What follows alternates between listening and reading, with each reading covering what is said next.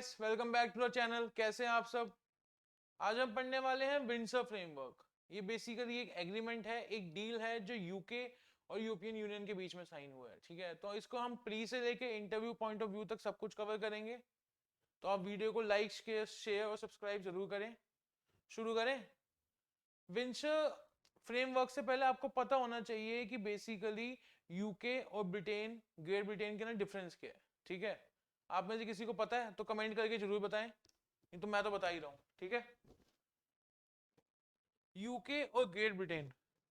अब मेरे पेन को ध्यान से देखना। जो स्कॉटलैंड है, साथ में इंग्लैंड और वेल्स, इन तीनों को मिला के बना ग्रेट ब्रिटेन। ठीक है, स्कॉटलैंड, वेल्स और इंग्लैंड, इन तीनों को मिला के बना ग्रेट ब्रिटेन।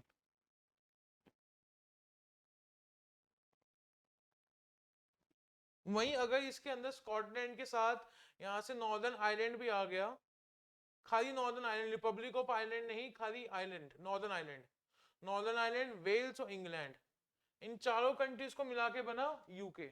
ठीक है, मैं सिंपल से आपको इक्वेशन बताता हूं, आपको सिंपल समझ आ जाएगा। ग्रेट ब्रिटेन आपका हो गया Wales plus Scotland plus England. ठीक है, यही बताया, स्कॉटलैंड, वेल्स और इंग्लैंड। यही जो यूके हो गया, वो हो गया आपका great Britain plus northern Ireland. जो रिपब्लिक ऑफ आयरलैंड है ये अलग है। ठीक है, ग्रेट ब्रिटेन, स्कॉटलैंड, वेल्स और इंग्लैंड का ग्रुप। यूके हो गया ग्रेट ब्रिटेन पूरा और साथ में एक नॉर्दर्न आयरलैंड, चौथी कंट्री आ गई। इतना समझ आ गया? चले आगे। यही आपको बताया मैंने अभी कि जो ग्रेट ब्रिटेन है वो नॉर्दर्न आयरलैंड को मिला के यूके बनता है। ठीक है, अब जो यूके के प्राइम मिनिस्टर हैं वो है ऋषि सुनक। उन्होंने यूरोपियन यूनियन के साथ ये डील साइन करी है, यही एग्रीमेंट साइन किया है। ठीक है, अब वो एग्रीमेंट जानने से पहले बेसिकली हम ये देखेंगे कि जो नॉर्दर्न आयरलैंड प्रोटोकॉल क्या होता है। ठीक है, मगर उससे ही पहले हमें पता होना चाहिए कि जो यूके है वो यूरोपियन यूनियन का पार्ट नहीं है। 2 साल पहले एक बड़ा इंसिडेंट हुआ था, एक बड़ा, आप सबने सुना होगा, ब्री एग्जिट नाम से, जिसके अंदर यूरोपियन यूनियन से ब्रिटेन ने यानी कि यूके ने एग्जिट कर लिया था। ठीक है, वहीं साथ में जो नीचे उसकी कंट्री थी नॉर्दर्न आयरलैंड के नीचे, रिपब्लिक ऑफ आयरलैंड, वो आज भी यूरोपियन यूनियन का पार्ट है। ठीक है, जो नॉर्दर्न आयरलैंड का बॉर्डर है वो बेसिकली रिपब्लिक ऑफ आयरलैंड के साथ टच होता है। ठीक है, तो इसी के ऊपर एक आगे बना हुआ था नॉर्दर्न आयरलैंड प्रोटोकॉल।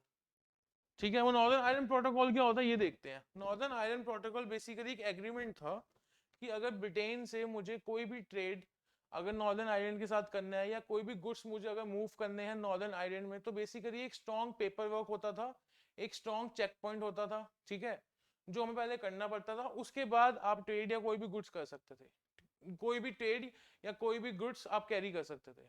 ठीक है, मगर जो वो काम था वो टाइम कंज्यूमिंग भी था। अब खुद सोचो, अगर मुझे महाराष्ट्र से गुजरात कुछ भी अगर कुछ सामान लेके जाना है, तो बेसिकली मुझे खाली एक पुलिस वालों का एक चेक पॉइंट मिलता है, तो आप इजीली क्रॉस करके आप जा सकते हो। वही सोचो अगर मुझे वहां पे एक पेपर वर्क करना पड़े, 3 से 4 दिन का टाइम लग जाए, तो वो फायदा नहीं होगा। ठीक है, क्योंकि आप इसके अंदर देखो, जो यहाँ पे है ये एक आयरिश, इसका नाम है आयरिश सी। ठीक है, अगर मुझे यहाँ से इस कंट्री से या इन तीनों कंट्री से यहाँ पे कुछ भी लेके जाना था, तो मुझे पहले यहाँ पे एक सिक्योरिटी चेक होता था, एक पेपर वर्क होता था। ठीक है, तो उसमें लग जाते थे 3 से 4 दिन। तो वो नॉर्दर्न आयरलैंड के अंदर करने के लिए उसको नॉर्दर्न आयरलैंड प्रोटोकॉल कहते थे। ठीक है, वो बेसिकली ग्रेट ब्रिटेन को काफी ज्यादा टाइम कंज्यूमिंग था, उनका काफी ज्यादा लॉस भी होता ट्रेड का। तो यही ग्रेट ब्रिटेन, यही यूके चाहता था कि ये जो नॉर्दर्न आयरलैंड प्रोटोकॉल था ये खत्म कर दिया जाए। इसी को खत्म करने के लिए आगे लाया गया विंडसर फ्रेमवर्क। ठीक है, वही हम पढ़ेंगे विंडसर फ्रेमवर्क है क्या। ठीक है, बेसिकली विंडसर फ्रेमवर्क यूके और यूरोपियन यूनियन के बीच में एक एग्रीमेंट साइन हुआ। ठीक है, उस एग्रीमेंट साइन होने का जो नॉर्दर्न आयरलैंड प्रोटोकॉल था वो पूरी तरह खत्म हो गया। ठीक है, अब जो ये है विंडसर फ्रेमवर्क है, इसके 3 पिलर हैं, ग्रीन लेन, रेड लेन और एक स्टॉर्मन ब्रेक। ठीक है, ये जानने से पहले मुझे अब ये बताओ, आपको यूके और ग्रेट ब्रिटेन में डिफरेंस समझ आ गया? नॉर्दर्न आयरलैंड प्रोटोकॉल समझ आ गया? अगर आपको ये 2 चीजें समझ आ गई तो ये बस छोटा सा टॉपिक बचे, आपको ज्यादा डिफिकल्टी नहीं होगी। ठीक है, चले आगे।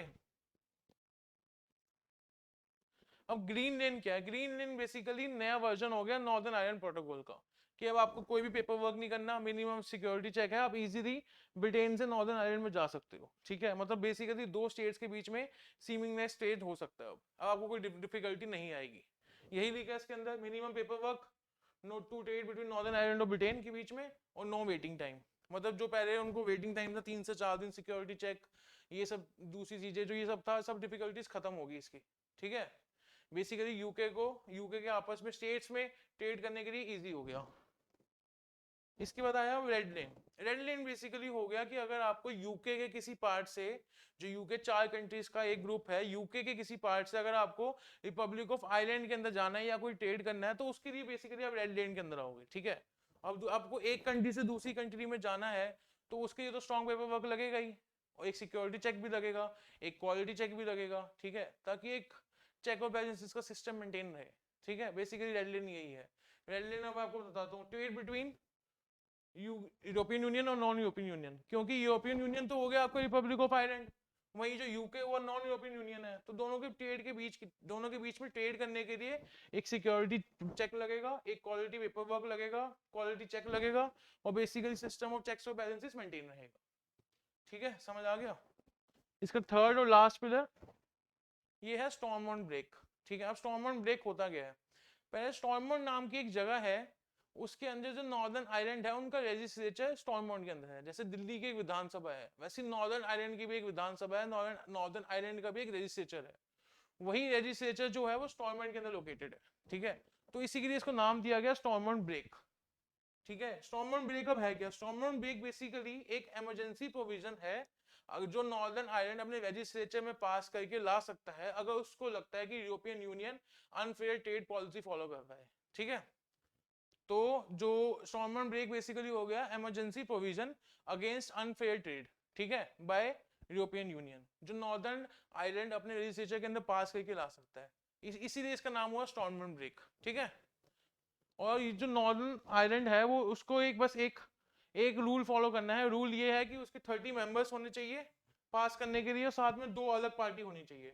वो चाहे पार्टी चाहे 2 ऑपोजिशन की हो, चाहे पावर की पार्टी हो, मगर पार्टी 2 अलग होनी चाहिए, उनसे मिला के 30 मेंबर्स होने चाहिए। अगर वो तीनों 30 मेंबर मिलकर एक रेजोल्यूशन पास कर लेते हैं, ठीक है, अपने लेजिस्लेचर के अंदर, तो यूरोपियन यूनियन की ट्रेड की पॉलिसी को रोक सकते हैं, ठीक है। ये समझ आया। इस डील का बेसिकली इंग्लैंड को, ग्रेट ब्रिटेन को, यूके को फायदा ये है कि जो आज के टाइम पे यूके एक रिसेशन से निकल रहा है, अगर उसी के ट्रेड के जो रूल हैं वो यूरोपियन यूनियन के साथ इजी हो जाएंगे, तो शायद वो रिसेशन से जल्दी बाहर आ जाएंगे, ठीक है। तो ये टॉपिक यहीं कवर होता है, इससे आपका प्री से लेके इंटरव्यू पॉइंट तक सब कुछ कवर हो गया। कोई भी डाउट हो तो कमेंट बॉक्स में आप कमेंट करें, ठीक है। बाकी थैंक यू, नई वीडियो जल्दी आएगी।